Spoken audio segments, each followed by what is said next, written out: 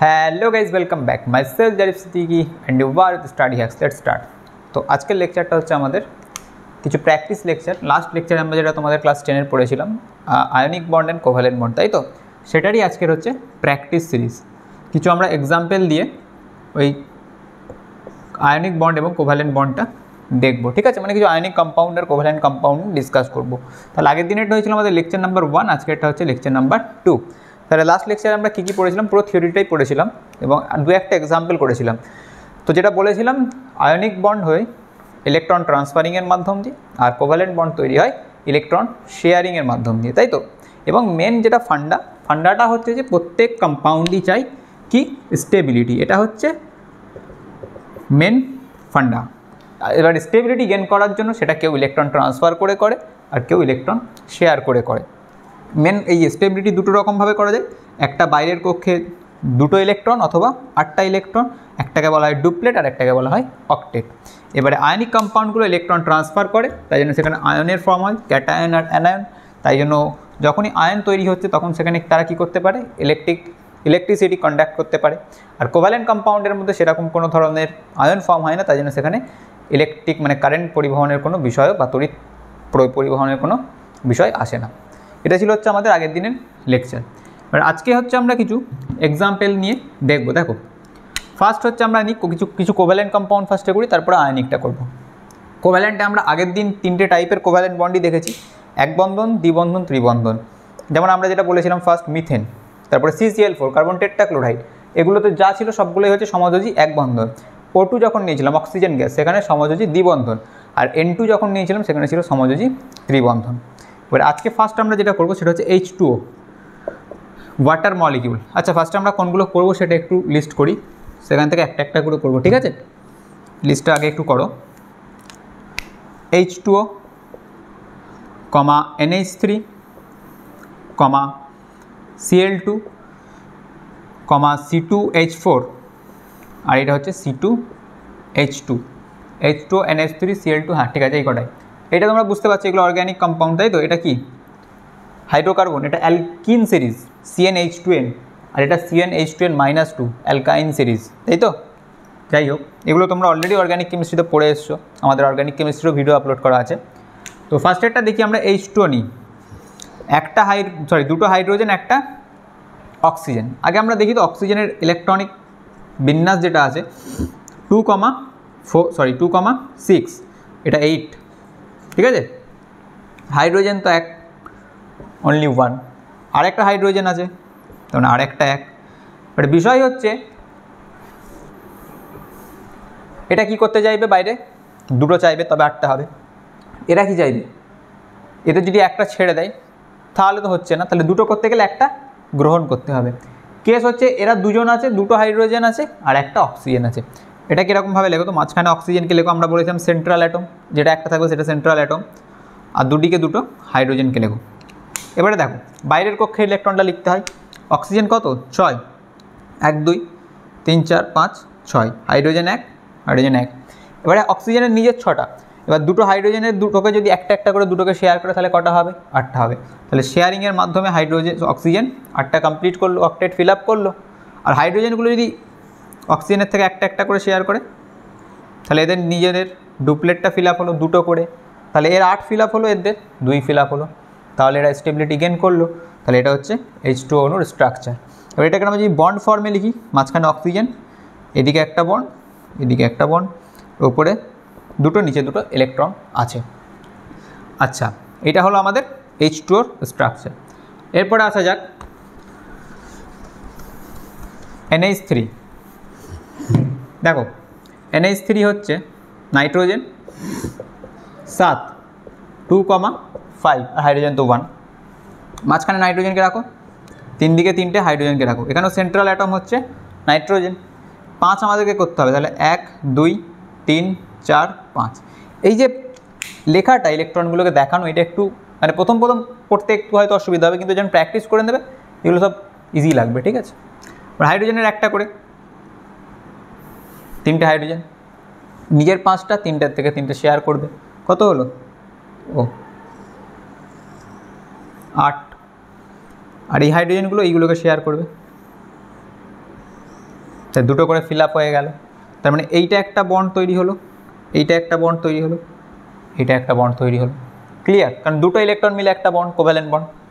আচ্ছা, এটা অনেক জায়গায় তোমাদের কিছু কিছু বইয়ে দেখবে এরকমও করা আছে, যেহেতু এখানে ইলেকট্রনগুলো আগের দিন আমি বলেছিলাম শেয়ারিং হচ্ছে, তাহলে দুজনেরই এখানে একটা ভূমিকা, মানে দুজনেরই এখানে ভাগ আছে, তাই জন্য এটাকে এখান থেকে অ্যারো দিয়ে মিডিলে দেখাবে, আর এটাকে এর দিক থেকে অ্যারো দিয়ে মিডিলে দেখাবে। এটাও করতে পারো, এটা দিক থেকে মিডিল, এটা দিক থেকে মিডিল, এটা এখান থেকে, এটা এখান থেকে, এটাও করতে পারো, অসুবিধা নেই। ঠিক আছে, এটা হলো আমাদের NH3। এবার আসা যাক Cl2। Cl2 মানে ক্লোরিন। ক্লোরিন কত? 17, 2,8,7, একটা দরকার, তাই তো? দেখো এটা যেটা হয়, Cl একটা লেখো আর একটা Cl লেখো, এখানে কোনো সেন্ট্রাল অ্যাটম নেই। ঠিক আছে, 1 2 3 4 5 6 7, 1 2 3 4 5 6 7, একটা করে করতে গেলে নিজের 7টা, আর এই ক্লোরিন থেকে একটা শেয়ার করলো 8, এর নিজের 7টা, এখান থেকে একটা শেয়ার করলো 8টা, দিয়ে মিডিলে এইটা একটা কোভ্যালেন্ট বন্ড তৈরি হয়ে গেল। ঠিক আছে, এটা হলো Cl2। এরপরে আসা যাক C2H4।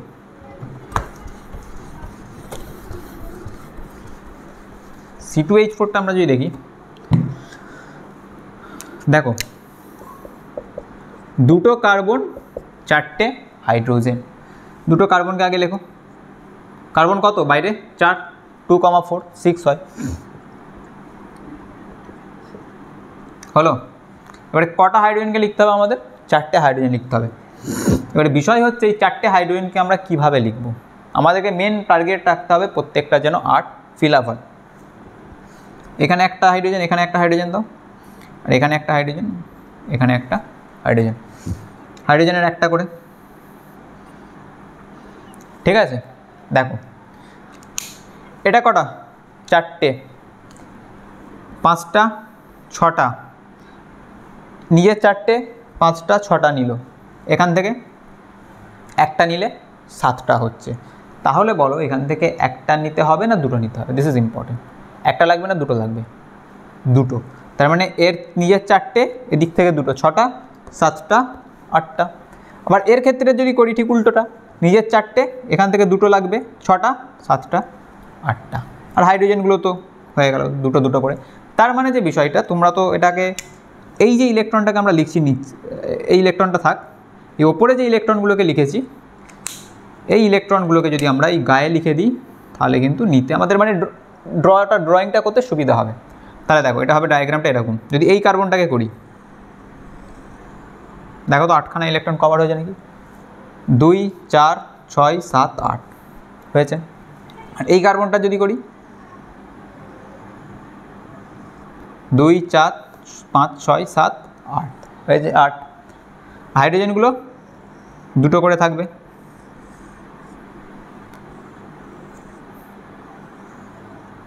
হলো। এবার আমরা যদি বন্ডগুলো দেখি, এখানে একটা সিঙ্গেল বন্ড, এখানে একটা সিঙ্গেল বন্ড, এখানে একটা সিঙ্গেল বন্ড, এখানে একটা সিঙ্গেল বন্ড, কিন্তু এইটা হচ্ছে ডবল বন্ড, দুটো বন্ড। তাহলে এর স্ট্রাকচারটা হবে,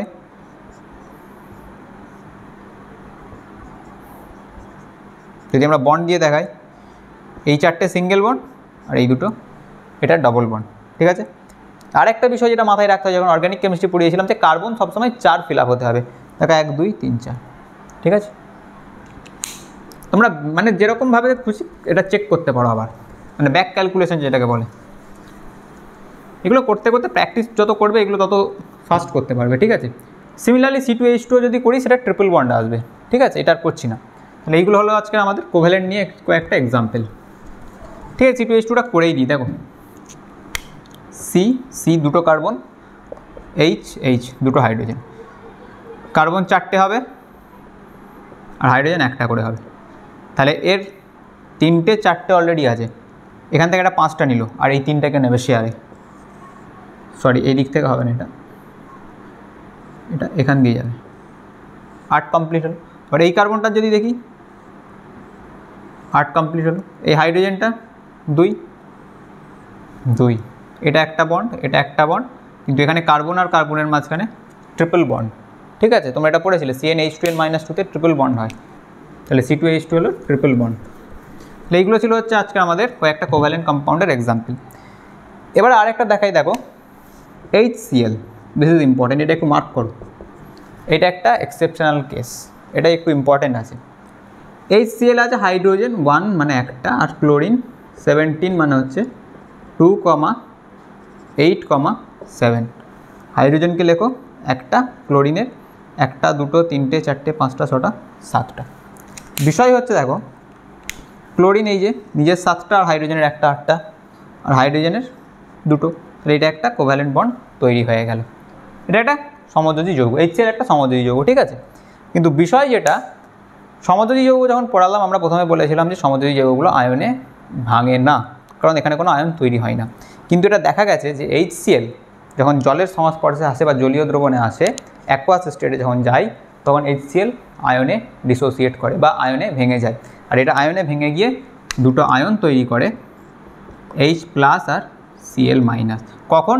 যখন এটা ওয়াটার মলিকিউলের সংস্পর্শে আসে, H+ আর Cl- দুটো পার্টে ভেঙে যায়। তাহলে এটা একটা মানে এই কোশ্চেনটা আসে অনেক সময় পরীক্ষায়, যেমন একটা সমযোজী যৌগের উদাহরণ দাও যেটা আয়নে বিভক্ত হয়, তখন লিখবে HCl। বা থিওরি কোশ্চেনও আসে যে HCl সমযোজী যৌগ হওয়া সত্ত্বেও এর জলীয় দ্রবণ তড়িৎ পরিবহন করে কেন, ব্যাখ্যা করো। এই টাইপের কোশ্চেনও আসে 2 মার্কস বা 3 মার্কসে, এটা একটা, এটা ইম্পর্টেন্ট, তাহলে HClটা মাথায় রাখবে। আর একটা থিওরি কোশ্চেন আসে এই চ্যাপ্টার থেকে, যেটা হচ্ছে তোমাদের আয়নীয় যৌগ সমযোজী যৌগের মধ্যে পার্থক্য লেখো, ঠিক আছে। এবারে বলে HCl এর বিষয়টা দেখো, HCl তো সমযোজী যৌগ হলো, তারপরেও কিন্তু এটা কিছু আয়নিক ক্যারেক্টারের মধ্যে দেখা যাচ্ছে না, এই যে আয়নে ভেঙে যাওয়া মানে আয়নিক ক্যারেক্টার থাকছে, তার মানে এখানে একটা স্টেটমেন্ট আছে, সেটা হচ্ছে no covalent compound is perfectly covalent আর no ionic compound is perfectly ionic. কোনো সমযোজী যৌগ পুরোপুরি সমযোজী নয়, আর কোনো আয়নীয় যৌগ পুরোপুরি আয়নীয় নয়। এখানে পোলারাইজেশনের একটা কনসেপ্ট আছে, যেটা তোমাদের ক্লাস 10 স্ট্যান্ডার্ডে নেই, তোমরা এটা 11-এর কেমিস্ট্রিতে কেমিক্যাল বন্ডিং বলে একটা চ্যাপ্টার আছে, 11 একদম কেমিস্ট্রির 4th চ্যাপ্টার কেমিক্যাল বন্ডিং, ওখানে ফাজান্স রুল বলে একটা রুল আছে, খুব ইম্পর্টেন্ট একটা। ওই ফাজান্স রুলে গিয়ে তোমরা এই থিওরিটা বা এই লটা আবার পড়বে, যে আয়নীয় যৌগ বা সমযোজী যৌগ যাই থাকুক, সেখানে পার্সেন্টেজ ক্যারেক্টার বলে একটা কথা আছে, percentage of ionic character, percentage of covalent character, মানে কারোর মধ্যে পার্সেন্টেজ ক্যারেক্টারটা আয়নিক বেশি, কারোর মধ্যে পার্সেন্টেজ ক্যারেক্টার কোভ্যালেন্টটা হচ্ছে বেশি। তাহলে এই ছিল হচ্ছে আজকের আমাদের একটা এক্সাম্পল, এটা একটা এক্সেপশনাল এক্সাম্পল, ঠিক আছে, এটা মাথায় রাখবে। তো এগুলো প্র্যাকটিস করতে থাকো, আজকে এই অবধি, কন্টিনিউ করতে থাকো, বাই।